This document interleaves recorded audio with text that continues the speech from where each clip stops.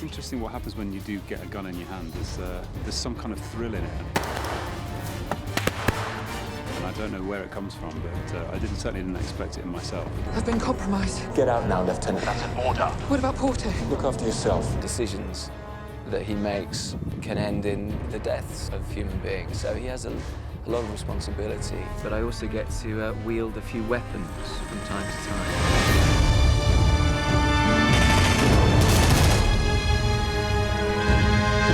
I think the appeal about Strikeback is it addresses really, really serious issues, but also reminds people these are human beings we're talking about. For me and for the actors, when you're directing action, the action part of it kind of, you know, I want it to feel almost incidental. What's always important is the character, the story, the moments, the emotional beats. Otherwise, it's just people running around shooting other people. The overriding story is of our hero, John Porter, who is an SAS operative, and he's been out of service for a number of years for reasons that come to light at the beginning of the first episode.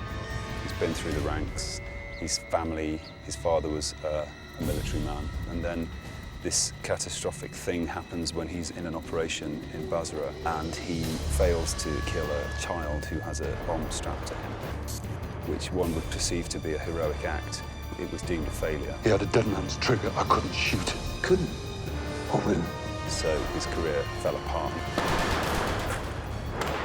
He has a burden of guilt. The female characters pick up on this. They see the male vulnerabilities and they see the male weaknesses, and sometimes they use it to their advantage. So, I get to be B-team. I think you're lucky to be that far up the alphabet.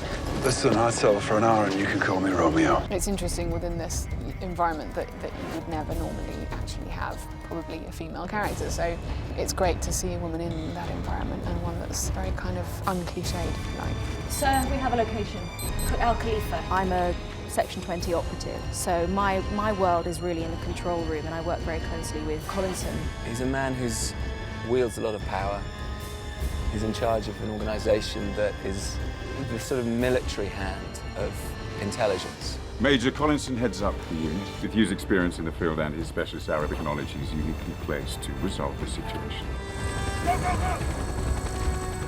The logistics for the show are on an enormous scale. It's helicopters landing on rooftops, it's huge explosions, it's large battle sequences. Most people do get excited with actions, helicopters, guns, and yes, it is, you know, that's exciting to play with, but it's just a backdrop. And in the middle of that are these kind of relationships and these human beings that try to exist in extraordinary circumstances. And, you know, each episode has a great cliffhanger, so I'm really hoping that the audiences are gagging for the next episode.